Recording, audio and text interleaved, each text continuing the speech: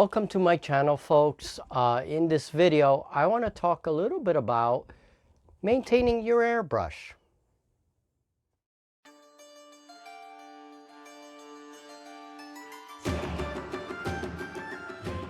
So the airbrush has become a very useful tool in my studio. Now, keep in mind, guys, that I am not a professional painter. I do not, ever claim to be a professional miniatures painter. I paint tabletop quality, if that.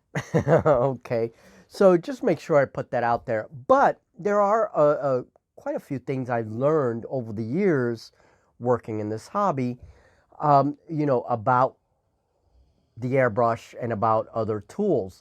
So with airbrushes in particular, one of the main things is that you want to keep your airbrush nice and clean.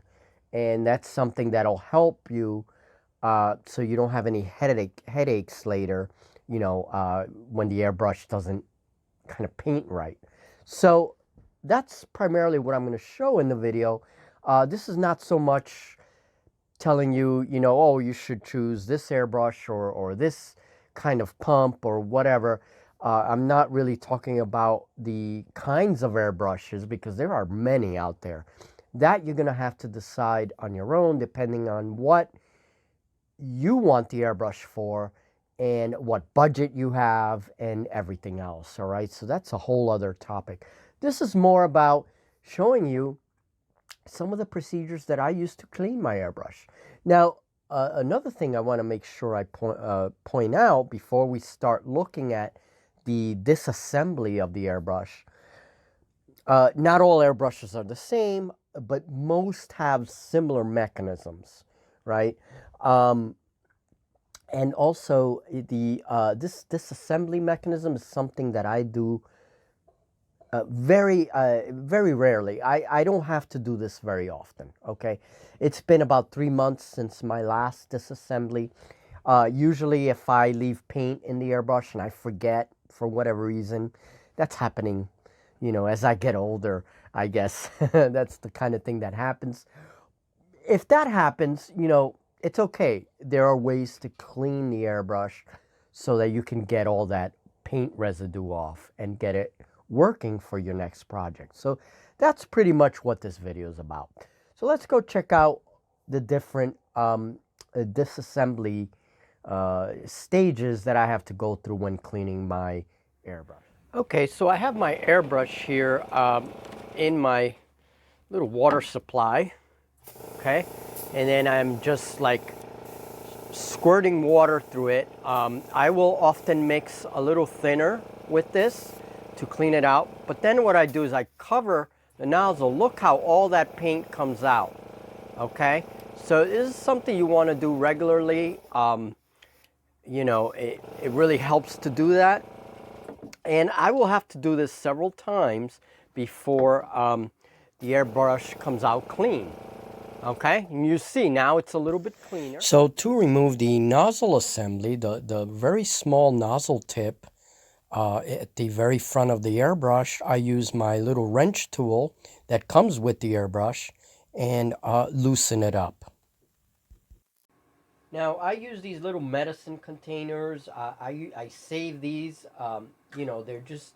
They're so useful in many different ways, and I can really put these small parts in there without really worrying that they're gonna get lost. So this is the part that's critical. You have to be very careful with it. And I think that's all I'm gonna soak. The needle I'm gonna do something a little different with. It's gonna be soaked somewhere else, and that's about it.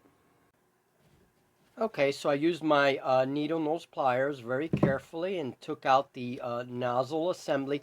All these things are going to get soaked in a little bin with a little bit of warm water. And that doesn't look bad. I'm going to leave that alone. This can sometimes come off in many airbrushes. Okay, and this one it does. And then you have the... there does seem to be a little bit of paint there, so I'm going to disassemble that. And basically, this is what remains of the airbrush. Everything else, all the little parts, I'm gonna soak up a little bit. Now, something to be careful for is be careful if your airbrush has, this is the inner little screw, the bolt that holds the trigger assembly. It'll have this slit here, right? This is where your needle is gonna go through.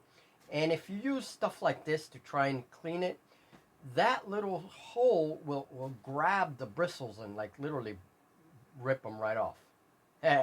Point taken. So just be careful with that, because then you can kind of clog that with bristles, and it's a pain in the butt to take out. There it is. There's a nice focus for you. That's the slit I'm talking about. So, and I think most airbrushes have this. So just check it out. And this you could use like a little paper towel or anything to kind of clean it up. Just very carefully go over it. Now, I'm not touching the tip. I try never to touch the tip. Once you damage that tip, it's not going to work properly anymore, and you'll need, they do sell replacement needles, but I mean, it's, you're going to be wasting money to replace needles.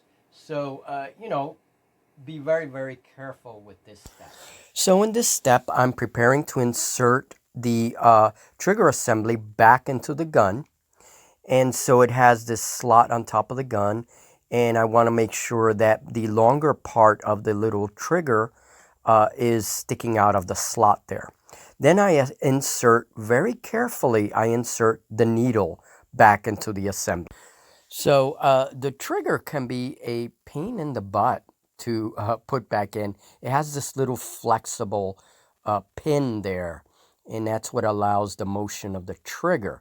So that you have to put back into the slot. There is a little hole in there that you have to insert it in. Don't forget your spring for the bolt that holds the trigger assembly. All right, put that back in, and then you put back the bolt that actually restrains the whole assembly, attaches it to the body of the gun. And most airbrushes have this type of assembly, at least all the ones I have worked with.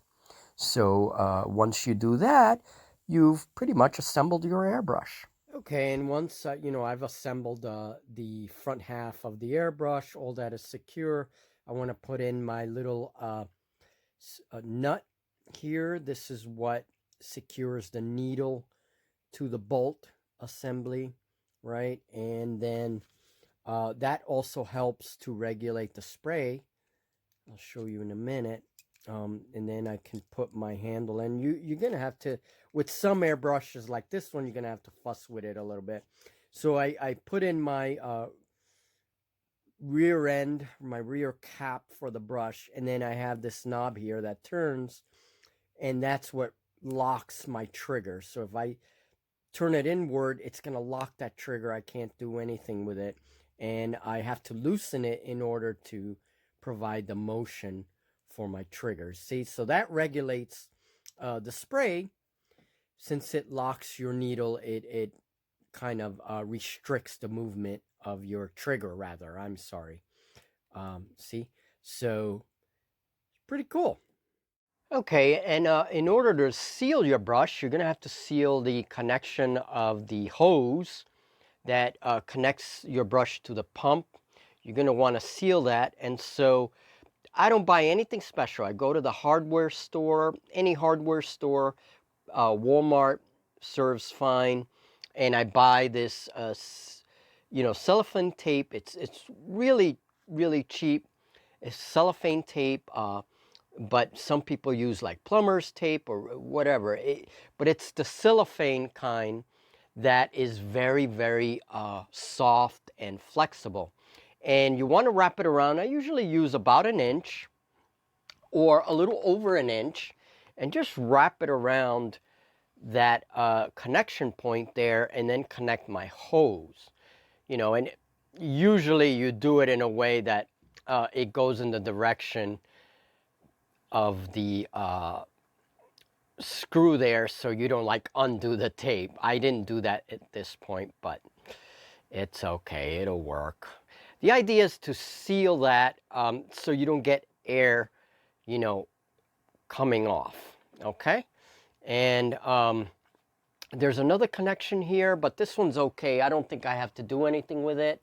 And then just turn on the pump, and I have it set to 40, so it's gonna take a while, and then just test it. Okay, so you want the pump to stop. Now, as I said, this is an older brush, it's a cheaper brush.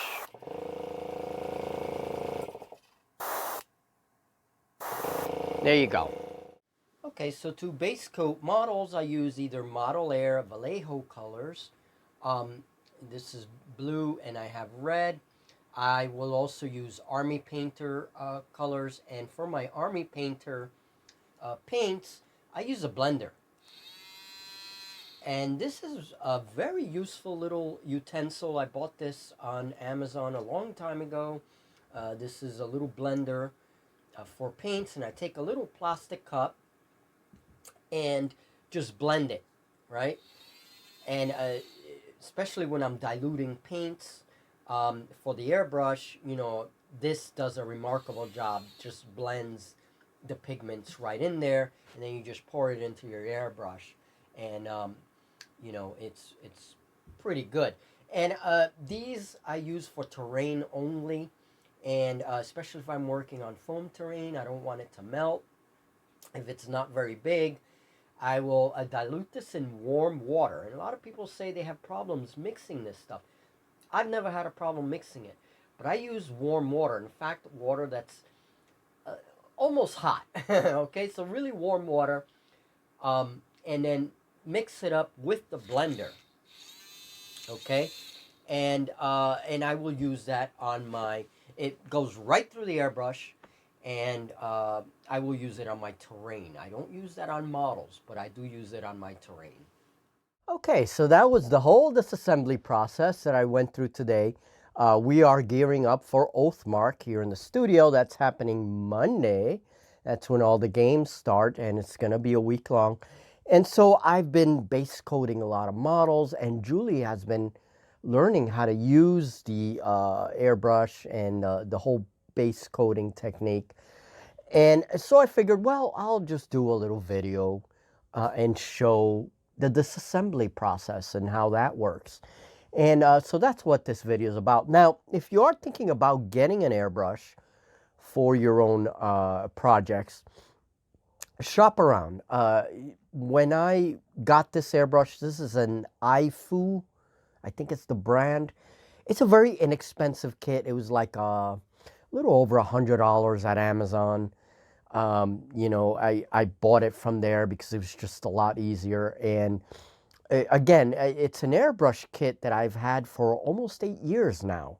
So it's not bad for 8 years. And I don't really use it for any kind of detail painting.